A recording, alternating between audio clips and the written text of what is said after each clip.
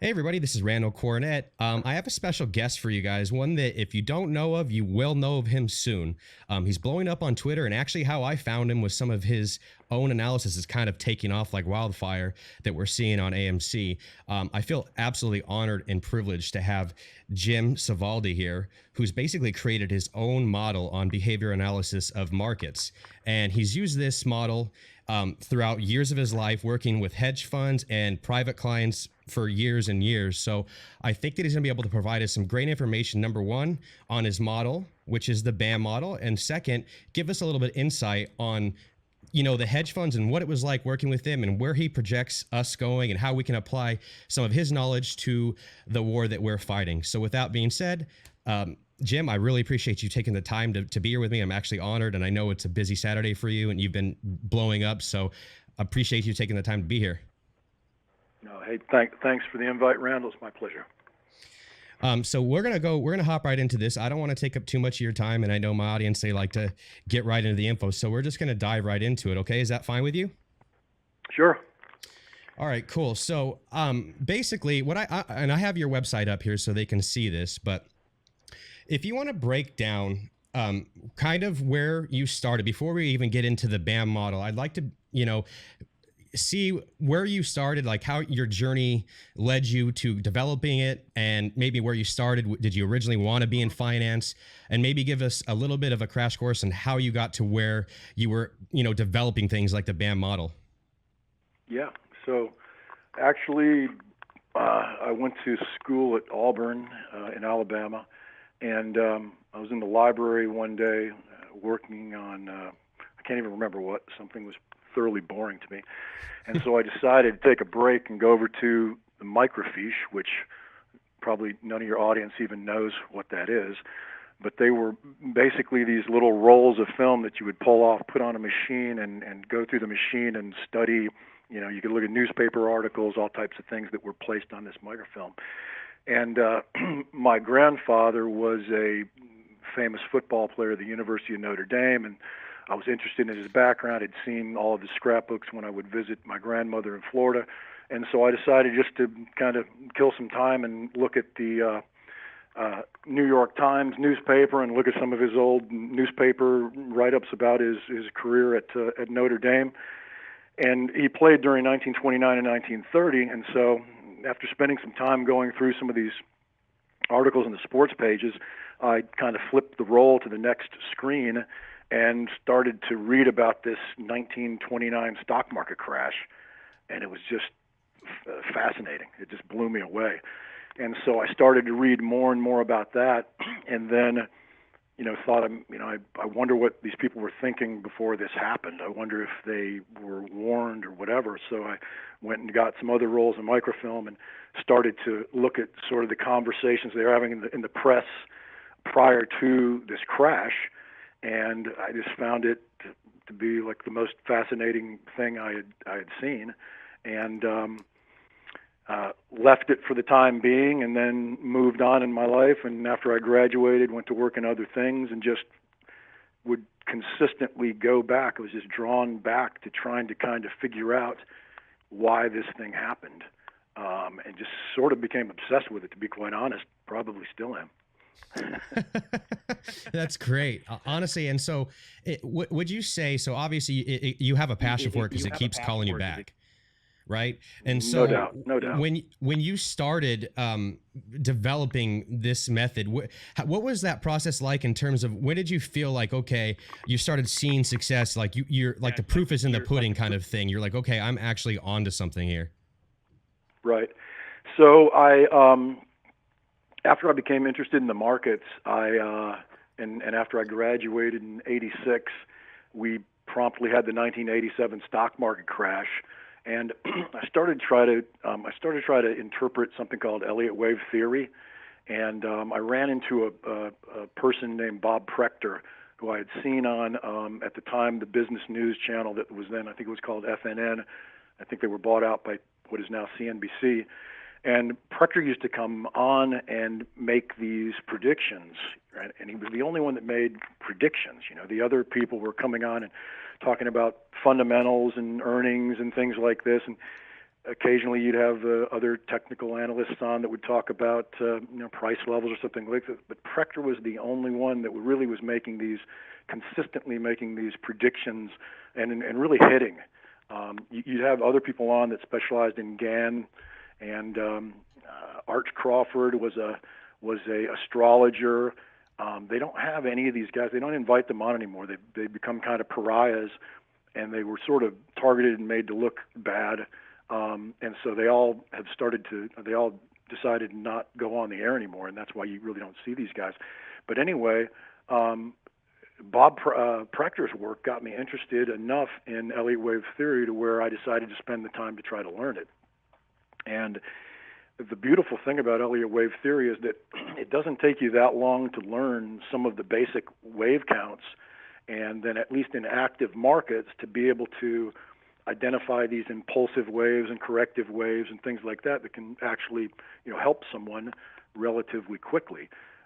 But then I ran into some of the more quiet market periods where you'd go through the corrective phases, which markets are more often in corrective phases than in impulsive phases, either up or down. And then it becomes sort of really frustrating, at least for me. And I never was able to become enough of an expert using Elliott wave and some of the rules to think that that was the final answer for me. So that's when I started to dive deeply into the actual 1929 top and crash that followed, and the 1987 top and crash that followed, and start to try to dissect exactly what was going on, the waves of human emotion up and down, but then try to apply some new rules to what I saw unfolding.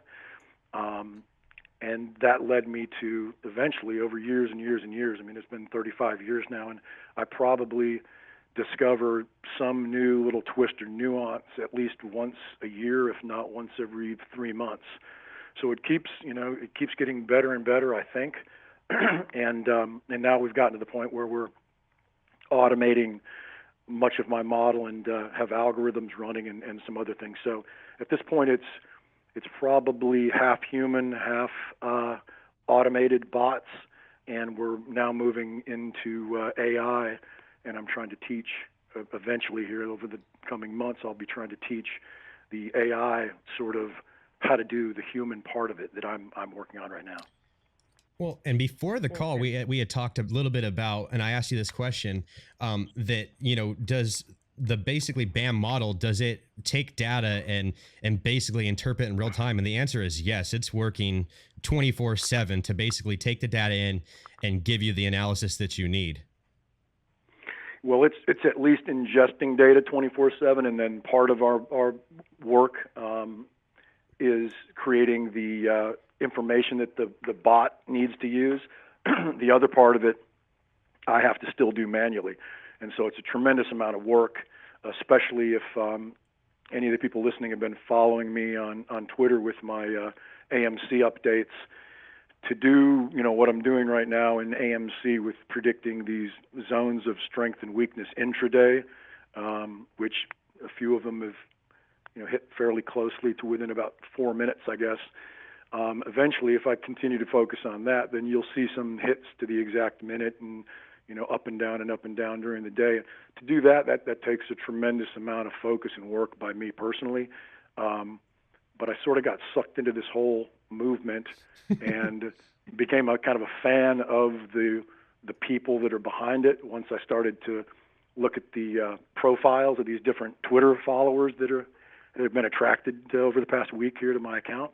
And so I'm it's kind of fun to spend the extra amount of time and the focus on that one stock. But yeah, every single second, every single tick of data drops into my model, and then I use a sort of a fractal approach where I'm up at the monthly level and then weekly. And these are when I talk about these different time frames, I'm talking about a bar of price data. Open, close, highest high, lowest low, all the price data contained in a certain time period. So I'm tracking a month, a week, a day, 618 minutes, 420 minutes, 240 minutes, 120 minutes, 60 minutes, 5 minute, 1 minute, 30 second, 15 second, and 25 tick. So depending on the sort of entry-exit accuracy I'm trying to go for personally, and depending on how active a market is and how often I think the data is likely to change enough to influence an existing forecast that I have on the board, I'll drill down and I'll start to manually take into account some of that new data. Incredible. And so for everybody here that's watching the video right now, on Twitter, you should just go drop him a follow. You should drop Jim a follow regardless, because you're going to be able to see a lot of these. That's actually how I found Jim. So I was just rolling through Twitter and I had seen this, basically his model in action on an AMC chart. And I'm like, holy moly, he is right on. He's like what he said, pretty much within minutes, what he was saying was actually happening, which is why I had to reach out and say, wow, I got to talk to him, because it was that close. So I really appreciate it. I know you said it's a lot of work, but I can tell you from my experience being an ape, part of this community, that it's absolutely vital for us and just keeping morale high, and then also seeing, the model work. And so for me, I applaud you and I thank you a lot for taking the time to do that for us. Yeah, thanks. I actually, sorry, my voice is kind of fried. I don't typically talk very much during the day. I'm, here in the office and doing what I'm doing, head down, and my phone's been sort of ringing off the hook all day with other people wanting to do interviews and different things, and I'm completely blown away at the what's going on with the Twitter account, almost tripling the number of followers in a week. So I'm my voice is a little fried. I apologize, but that's just because I'm not used to talking as much. No, you sound great. So, like I said, and I'll try and make this as quick as possible for you. So if we're moving on, so we talked a little bit about your model and how you've used it. So I know a lot of, our listeners or fans, viewers are going to be interested to hear a little bit about your background. I don't want to get into exactly what hedge funds you've worked for or anything, but I'd be interested to hear a little bit of like your experiences with working with a hedge fund, some of the people that, we like to align ourselves as being against. But I know we spoke about this yesterday, and we talked to this, two different types of people that when we're looking at this with the hedge fund. I know you referenced one. It's possible, like, we look at one like they could be a scary monster, and then other ones are simply just doing their job. So if you could highlight a little bit of your experiences and kind of like the type of person that we're dealing with, that would be, I'm sure, very vital for the audience. Yeah, no, I think that's a great point, because there obviously are people out there that are don't have the best interest for AMC, or even might be people that you wouldn't want to necessarily hang out with, have a beer with, or even talk to. But there are other people that are involved in short sales that are, they're not bad people. They're just trying to do their job. So the point I was trying to make to you yesterday is, I would kind of think in terms of three different buckets. One of the buckets would be the most common group of short sellers as far as hedge funds go, and that would be hedge funds that are actually trying to do what a hedge fund is supposed to do, per their agreement with their clients, which is to hedge the client's capital. And so it's not typical to have a client put all of their money into one hedge fund, I wouldn't say. I would think it's much more likely to have a client, a wealthy individual, have a certain amount of their money in a fund that's with an eye on. Am I still with you? Yeah, you're here. We're here. We're good. Oh, I'm sorry. It sounded like the phone call dropped.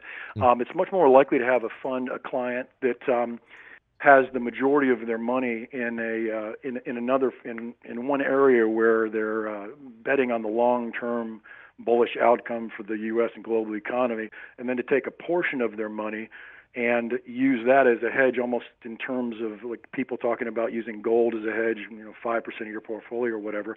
And then that money that's given to a hedge fund, they're supposed to provide sort of a buffer in case the market has a big problem. At the same time, they're trying to constantly create alpha and outperform. So in a typical pairs trade scenario, a hedge fund manager would focus on, let's say a database company, software company, and they would look for the most bullish company in the space, the most bearish company in the space, and even if both stocks were rising simultaneously, as long as the fund had bet the bullish side for the stock that outperforms the bearish side, they've done their job.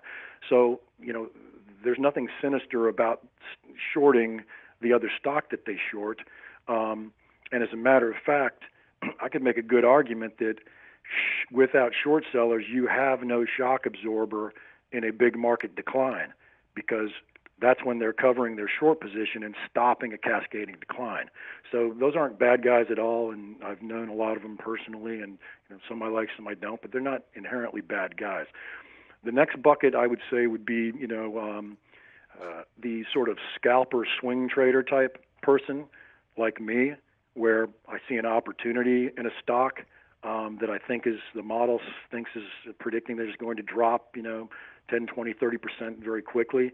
And, I might be short that stock to participate in either a hedge against the rest of my long portfolio or just an outright bearish bet to make money on that decline. And again, I don't have any ill will for the company. I don't want the company to go bankrupt and go out of business. That's not what that person's focusing on. The third bucket, I think, is more of the bucket that you guys are viewing as evil. And those would be these very, very smart guys who are sort of number crunchers, and they go through financial statements, and then they come up with a thesis that they believe, they truly believe that this company is going to go to zero. And in fact, the only really large short bets that people do, and especially the recklessly large short bets that people did with respect to GME, are usually done by these types of guys. They become so confident that they're right on the numbers, they're right on the fundamentals of the company, and that the company is going to go to zero. If you think about it, you put yourself in their shoes, it would be insanely reckless to short a huge amount of a company if you're betting on a 10% or 20% scalp trade. It's just the risk reward is not in your favor. But if you are betting that the company is going to go to zero and you're willing to ride it for months or years down to zero, then you probably would be a little more prone to taking your size up to a level that you probably shouldn't take it up to, right? Because you're just so confident. And in fact, if the stock were to rally and move against your initial entry, you probably would short more. And that's sort of the situation that these guys find themselves in. And I think these are the guys that you guys are viewing as evil. And if they want to purposely drive the company out of business and ride it to zero, that's even more evil than your standard evil. So I think it's important to, you have to really know what's going on the other side, and I don't think it's fair to just sort of label everybody as evil. 'Cause again, the importance of having some short shares on the books that can be covered in a cascading decline is really, really important.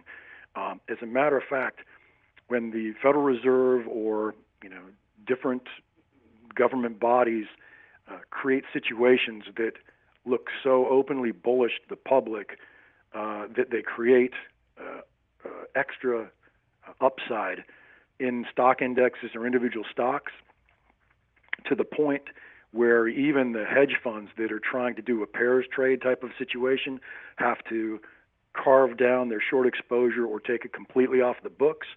When that happens, especially into a new all-time high, you can get just a cascading decline straight off the top like we have in certain markets.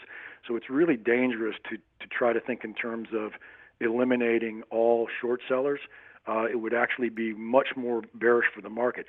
The other thing is, most people don't realize that a move in a stock like Tesla cannot and would not ever happen without a massive number of people who had sold that stock short being forced to cover their positions in that stock, right? So if you have to cover a short position, you're obviously you're buying shares of the stock. You have to buy it back. So some of the greatest percentage moves to the upside in these momentum tech stocks especially are directly attributed to short sellers covering. And so it's a little ironic that the same people that view short sellers as being evil across the board have benefited by the short sellers covering their shares in a stock like Tesla, to where that individual could capture a 200, 300, 400% advance that they never ever would have realized without the benefit of that person who was unfortunately, in their mind at least, squeezed and forced to cover. Well, and so that's, and I think that's the overall what we hope as, AMC is happening, right? That's what we all believe eventually, that this is all going to come to a head, and that's where we're going to all, make our money, is that these guys are eventually going to be, covering their short positions. So that gives me a little bit of confidence. And I think that people, and we spoke about this, I think understanding, and we'll get into your thoughts on AMC here shortly, but understanding that we're in for a long ride. And like you said, these guys they go into this knowing that they might have to ride something all the way down, there's from my perspective, from my model's perspective at least, there's the good news when I look at the AMC forecast in my model is that I actually was just talking to somebody about this about an hour ago, is that if I look at my model, I can tell when my model's predicting a company is going to go out of business. It's really, really obvious. What I'll have future zones of weakness that are predicted, and they'll be predicted from my bigger picture, most powerful time frames, like my monthly, weekly, and daily fractals. And they'll be relentless. They'll just be projecting zones of weakness after zone of weakness after zone of weakness, spread out weeks, months, years ahead. And literally, it paints this picture of, that there's no way out, that this company's going to zero. So it's a really, really distinctive look to a model visually and data-wise when my model thinks a company is doomed, and AMC looks like the opposite. It looks like it will not go out of business 100% based on my model. Now, there are some downside, what I refer to as retest levels, that are being predicted by my model. But, that's normal for a stock to correct to the downside on the way up. And the one thing I can, share publicly that might be encouraging for the AMC Army is that as far as the longevity of the company is concerned, I've got the stock is clearly bullish in my model into certain periods over the coming months that I've stayed on Twitter and post on Twitter. And then it's very bullish into sort of the first and second quarters of 2022. And then it's very bullish again into 2024. So it's just clearly not the kind of a model setup that would, give me any reason to think that the company is in trouble. Just nothing I can see. Well, so for my viewers, that should give them a huge sigh of relief, right? Because at the end of the day, we know that these hedge funds at some point want to see us bankrupt, and according to the BAM model, that's really not something that seems to be an issue as far as you can see currently. No, it's absolutely not on the board in my in my model, and as I said, a lot of strength into the first and second quarters of 2022, and then again into 2024. So there's a really, really distinct look to a company that's on its way to zero, and this one doesn't have that look.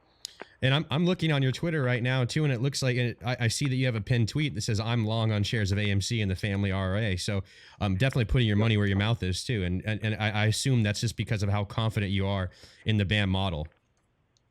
Yeah, no, 100%. And as a matter of fact, I've said on Twitter that I won't sell those shares even when I see, predicted zones of weakness coming up, and just, it would seem kind of hypocritical. So, that's something I would never do if I hadn't kind of publicly said that, I'm with you guys. It's just sort of an interesting group. It's kind of fun. Yeah, and so maybe we could shed a little bit of light on this, and I know some people could definitely use to hear this, because like you said, you definitely project that we're bullish looking into the future. But is there something that we can do in terms of your model that can let us know that, hey, this could be somewhat of a roller coaster and to kind of buckle up? Yeah, I mean, you can. I'll continue to post things publicly. I did start a. I did start a AMC section of the subscription site that I have, which is, never in the past dedicated any certain area to an individual stock. I cover the S&P 500, the U.S. 30-year bond, the dollar index, gold, silver, crude oil, and now Bitcoin and Ethereum over the past couple of years. But I've other than mentioning individual stocks every now and then as sort of a potential proxy for the rest of the market, in other words, like heavily owned FANGM stocks, things like that, if I see them a very bullish or very bearish setup, I'll sort of in passing mention that they're in agreement with my S&P model to the upside or downside. But this is the first time I've ever highlighted an individual stock. So if people want to follow along on Twitter, I'll post a certain amount of public information. I don't want to post everything that I have on the protected member site, just because that would be unfair to the people who have subscribed. But enough, I'll post enough on Twitter to where people would absolutely know what my model thinks as far as future zones of strength and weakness. And as you know, if you've been following along, I've got what I think looks like a continuation of the move to the upside and the continuation in the current zone of strength that extends into next week, and then you can kind of check out the Twitter forecast to see where the model thinks we go after that. So I do have your Twitter up, so people can see this right now that I have your Twitter homepage up. So it's at BAM Investor, or you can go to baminvestor.com to check out the majority of basically the reports that he's not posting on his Twitter. And I am a subscriber, for the record, and there's some heavy duty stuff. I wish I could show you some of it, but obviously if you want to go see it, you can check it out yourself. Or if you want to just look at some of the preliminary ones that he's kind of been doing just out of the gracious of his heart for the apes, you can look on his Twitter and see the majority of those AMC reports. And for the GME crowd, there is some stuff there. Circling back to your hedge fund, and maybe not so much because obviously you weren't working on AMC at your hedge fund, but or at the hedge fund that you work for. But can you tell us a little bit about how your primary role at the hedge fund was actually not being what we would consider like a trader that's trades on technical analysis? They actually brought you in specifically for your model. Can you talk a little bit? I know you can't say so much, but a little bit about your experience and actually using the BAM method for like a client like a hedge fund of yours. Yeah. So I met one of the portfolio managers, one of their senior portfolio managers, because when I was the national account manager for a company called Veritas Software, which was basically was the equivalent of a FANGM component during the big .com run-up. And so back then it was Sun Microsystems, Oracle, Cisco, and Veritas. And so I was a national account manager for Veritas, covering the Oracle and Sun Microsystem accounts. So anyway, I used to meet with the senior portfolio manager, and he just used to talk to me about what sort of sales and things like that look like in the customer demand in the technology space, just in a generic sense of, are people leaning more toward a Cisco product or a Sun product or whatever. So later on, when he found out through some other conversations that we had that I was really interested in the markets and that I had done some work and been sort of developing this this system in the background while I was working these other jobs. Finally, when I left Veritas to work an entire year researching my grandfather's life story to work on a book and a screenplay, he talked me into coming to work for the hedge fund. So in order to do that, I had to put together a paper for the big boss, for the CEO of the company, who was an ex-Fidelity guy that had gone over to start this fund. And at the time, it was an $8 billion fund. And so I put together the paper that's actually, there's a little snippet of that paper on Wikipedia if you search behavioral analysis of markets. But if you go to the BAMinvestor.com website and click on About, that's the entire paper that I submitted to the CEO as almost sort of like a resume to interview. And so they brought me on. They knew through conversations I had had with the senior portfolio manager that my model was spotting a major top in the housing market and in the brokerage, mortgage brokers, and then a lot of collateral damage down the line, even in the banking sectors and everything else. So I started to have conversations with them, and I can't remember if I even had more than one interview. But anyway, they hired me, brought me on, seated me, and the idea was that I would become a fund within their fund family. So that's the sort of the path away from technology. As I said, I quit my job and I traveled around the world and went to Italy and all over the place and researched my grandfather's life, put that together, and then I went to work for the fund. This is more of a personal question. Would you find that working for the fund was high stress? Did you actually enjoy your job there, or did you enjoy it just because you got to use your model? Yeah, it's super high stress. There's no question about it. My office was not an office. They put me in the head trading room. So I sat in the room with all the traders. And so that was really interesting. Met some cool guys, and I work long hours, so the day crew would be in there with me, and then they would leave, and then the night crew would come in to work the Asian markets and overseas markets, and I'd still be in there at my desk. So yeah, it's stressful. It's a lot of work. There's no question. But if you love it, and especially if you have the kind of curiosity I have, to try to figure out why the market works the way it works, it doesn't really seem like work. So some of the people I met at the hedge fund, I definitely was an outsider. These are all mainly Harvard and Stanford guys. The interesting thing about it that I learned was that because so many of these different fund managers and portfolio managers sort of come up with the same pedigree through the same universities, and even with the same group of professors, it really lends itself to kind of groupthink, and even to a dangerous level, I'd say. So, what I do, the attraction with portfolio managers and funds and wealthy clients to me and my product over the years has always been the same, that, I'm doing something that they, in their words, is so different from anything else they've ever seen, and generates sort of predictions that are so different from anything anyone else is seeing, that they felt like they wanted to at least have an idea about what my model thought about markets, even if they weren't going to act on it. And many times they wouldn't act on it because they just couldn't come up with a fundamental thesis that fell in line with either a huge move to the upside or a huge move to the downside that was being predicted by my model. Like, seriously, super fascinating. And my viewers are going to love this. So I actually have a crude oil, one of your charts that you released to the public. So thanks for doing that. I have one of these up, and I was just hoping you could give a quick rundown of kind of what we're looking at, and in the most simple way, and how the BAM model was used in this specific case.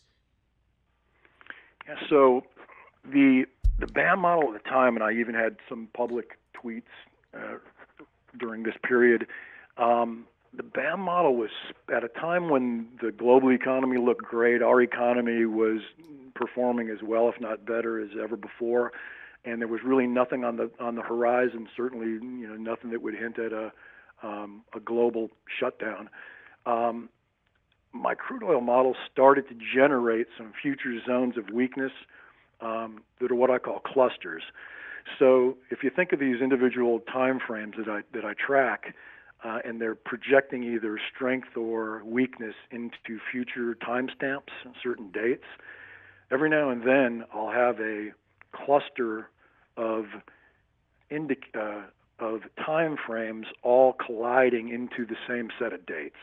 And so it gives a really distinct look, and it spells either something, predicting something really bullish or really bearish, as opposed to having scattered dates where it might say, zone of strength into one date and then a zone of strength 2 weeks later and a zone of strength 3 months later. These were all very tightly clustered, and they were coming from my bigger picture models. Just to give you an idea, some of my big picture models, they might be generating data today that is predicting a zone of strength or weakness 3 years or a decade or 15 years in the future. So if my monthly models generated, a zone of weakness in a weekly or a daily model, and then all of a sudden I start to get a lot of my lower time frame fractals all generating new data that's projected into the same cluster of dates, then I start to pay closer attention to what's going on. And the other element is that I'll start to see visually in these price charts, the same way a regular technical analyst would see, very steep price trajectory on what I call a speed line. And that can be the upside or the downside.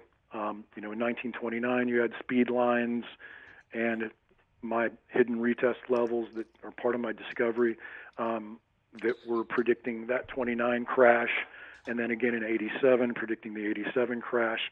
And by the way, I'm going to actually create a video and try to get a YouTube channel started.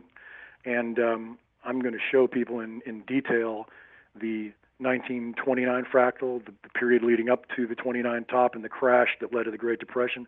And I'm also going to highlight the 1987 fractal. And I'll go all the way down to the 1 minute bar and the 5 minute bar and show people that the speed line generated even at the 5 minute level was actually where price crashed down and attacked at the bottom of the 87 crash. So it's really interesting stuff that I've never really shared with a broad audience. I've shown it to a few people before, but I think your audience might think that's pretty cool. Yeah. So anyway, we started to generate these zones of weakness that were clustered. They didn't make any sense whatsoever based on, the fundamentals of the global economy at the time. So this is an example of where it's really dangerous for me to read a newspaper or pay attention to news, because it would make it virtually impossible to put my neck on the line and talk about some of the downside price targets in this case in crude oil. But finally, I had so much overwhelming evidence that my model was predicting a crash in crude oil that I stuck my neck out and publicly said, hey, you guys aren't going to believe this, but my crude oil model looks like we could move down to $12. And this is when crude was trading at 66. So, you look like somebody who's insane when you say things like that. And especially when you talk about the time, when you're meeting time with price, that's considered suicide in the forecasting business. But I basically just share whatever my model tells me. So I had a $12 target. Crude oil, of course, did crash down to $12, and then as it started to move down toward 12, I was generating new data in real time, like we discussed earlier. And so then that's how I was able to, tell the BAM investor subscribers in real time through our chat tool we have, or messaging tool rather, that now I'm projecting prices even lower. Then as it in intraday started to approach the zero line, completely blowing, my mind, something I never thought could happen, crude oil started to trade negative. And so at the time, it completely cascaded down, made contact with that speed line, as you guys can see in that chart, and that was the low. I covered it for the report at, I think, a minus $35. And, it's just something still to me. It seemed impossible at the time it was happening, and in real time it seemed impossible, and I couldn't believe the print at below zero. But this is why I say anything's possible in markets, and this is why I'll never say that the AMC price targets that some of the AMC Army and the apes are coming up with, I'll never say that's impossible, because anything's possible. So it's safe to say that with just using this crude oil as an example, the model is proven to be effective and correct in multiple different instances.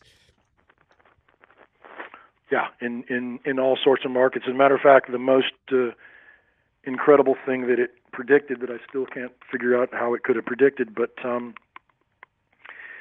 it was predicting the orange juice market had been in a 12-year bear market, I think. And the fundamental backdrop at the time was that everyone was into the Atkins diet. Carbs were taboo, and there's nothing worse than sugary orange juice if you don't want to have carbs in your diet.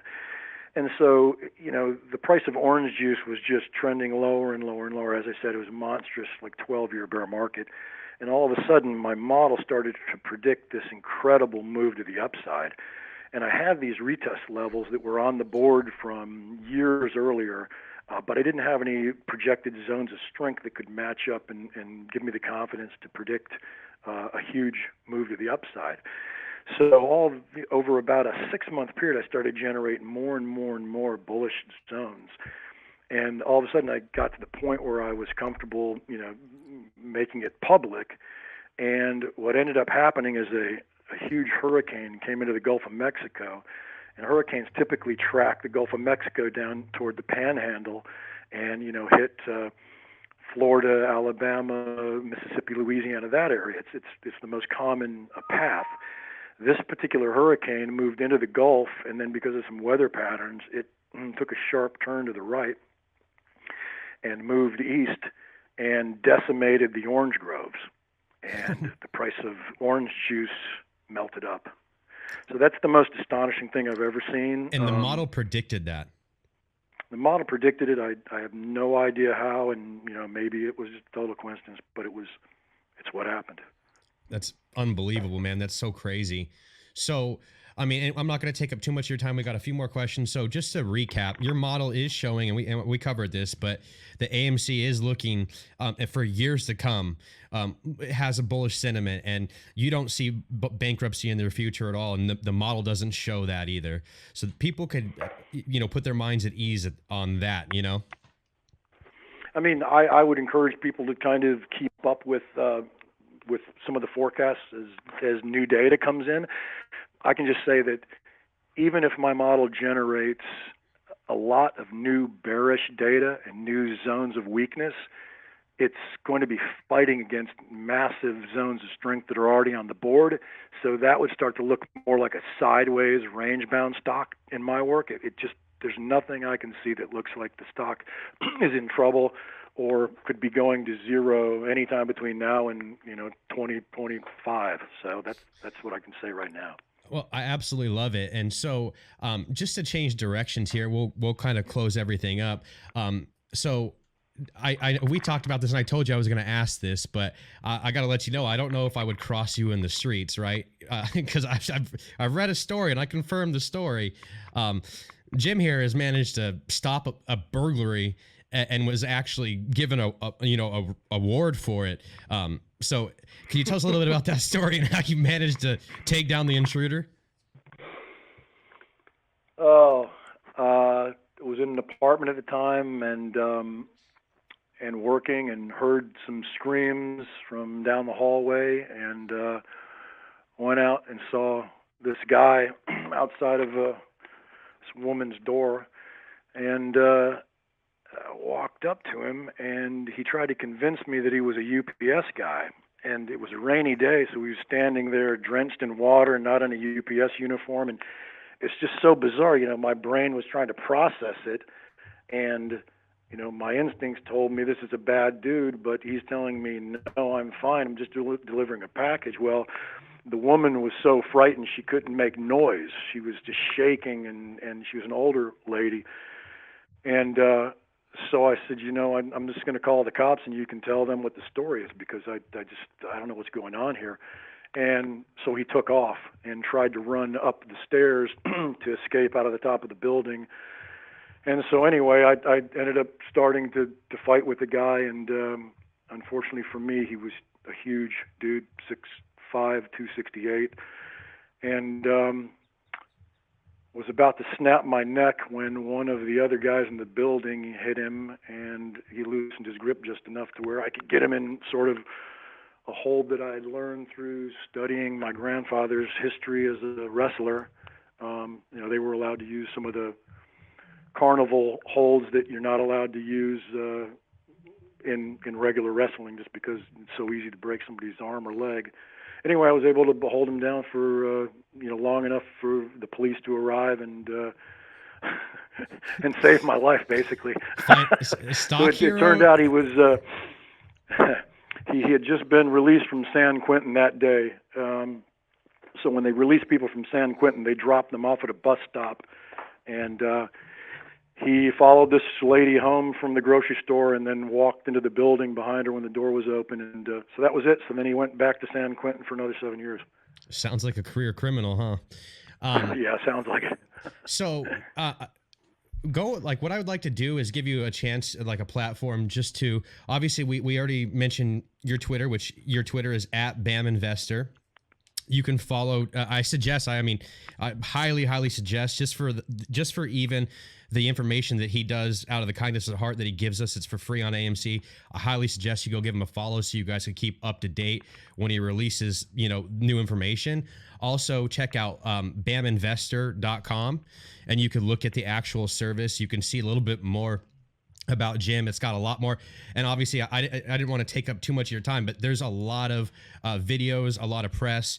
There's a lot of different things that you guys can look at if you're more interested in the actual model. And to close, this is one thing I guess I want to circle, but I forgot, and because we did speak about this, and I think that they'll find this interesting. So before we close out, I know we spoke about beforehand about technical analysis and then obviously the BAM model. Could you highlight the differences? What would make that, the flow different if you're going to be using the BAM model as opposed to old traditional technical analysis? Yeah.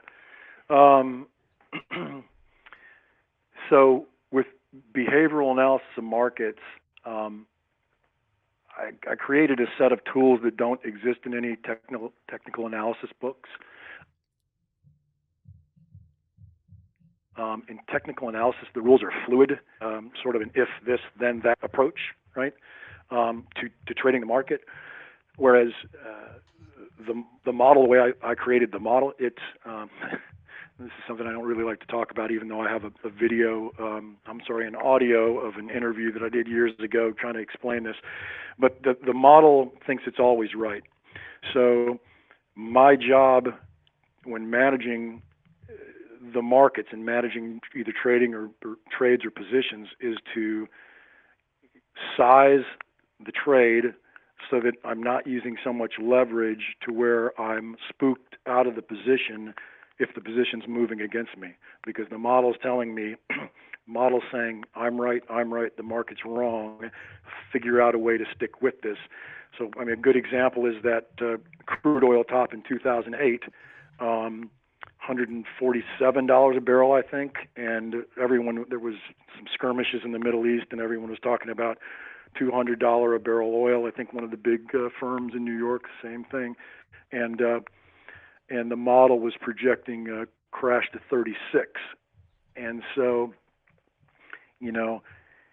that's an example of the market being wrong, whereas most people say, price is truth. So the market's actually wrong, and the model's actually going to be right, but I have to manage my way through the wiggles at the top so that, if anything, I actually would put in place a larger short position if I chose to do that, and I wouldn't be spooked out of that position.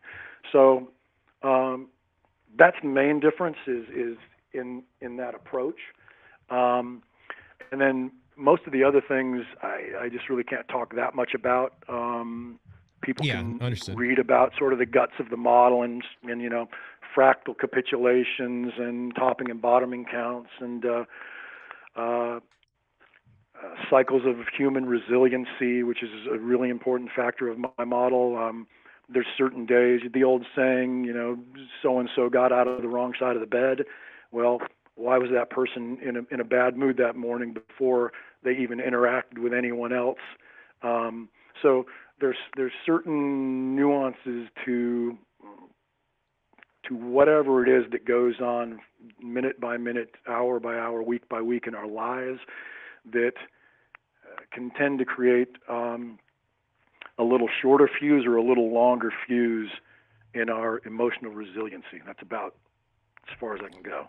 Thank you for that. So just to recap, I can tell you just from talking to you, and I was already confident, but because I've seen the accuracy of the model just from the short period of time that I've been following you, the fact that we're looking, we're forward thinking to, based off of what you're telling me, that, we're eventually going to be heading up, to the direction that we want to be going. So that definitely instills a lot of confidence to me, makes me feel happy. And I know it'll do the same for my audience. With that being said, is there anything else that you'd like to say?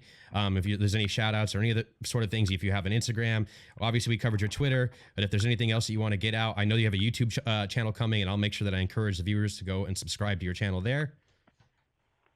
Yeah, nothing from a marketing perspective. I really, I would encourage, if there are some younger people out there that are interested in the markets and feel like they're, on the same path to the obsession I have with the markets, I would say, forget about the word impossible. Be curious. Be like an investigator. Dig in. Try to learn some of the stuff that's out there as far as technical analysis, but don't feel like that everything that's printed in the existing books is sort of as far as we're going to go in our understanding of human nature, wave patterns, the way the market's traded. Really dive in and ignore the people that tell you certain things are impossible, because if I had listened to them, I'd never be, I never would have made the progress I've made in this model. So that's it. Just it's going to be interesting to see how everything unfolds. I'm going to share more and more information, and hopefully, if people watch the zones of strength and weakness and some of the model's predictions, and obviously if you follow me on Twitter, the model just identified the top of the cryptocurrency market and called for a crash, which we just had. So it got that one right as well. Hopefully, if I get more and more, if the model can get more and more of these calls right, a few people out there will stop using the word impossible, at least quite so often. I absolutely love it. With that being said, make sure you guys go to Twitter so you can keep up to date with all of, it's not just AMC. I mean, the BAM model covers a lot of different things. So make sure you guys go check them out at BAM Investor, it's just Twitter, or you can go to baminvestor.com and you can learn more about the model and see if it would be a right fit for you. With that being said, man, we can close it off here. I really appreciate you taking the time. I learned a whole lot. I know that my audience is going to learn a whole lot. And again, I expect them probably coming to you with even more questions, so you'll get to enjoy answering more questions. No, it's great. It's been fun, and we'll keep it rolling. Thanks for the time, Randall. I really appreciate it, man. And with everybody, if you like the content, make sure you like and subscribe, and make sure you head over to Jim's channel and Twitter and subscribe there as well. With that being said, peace. Love you long time.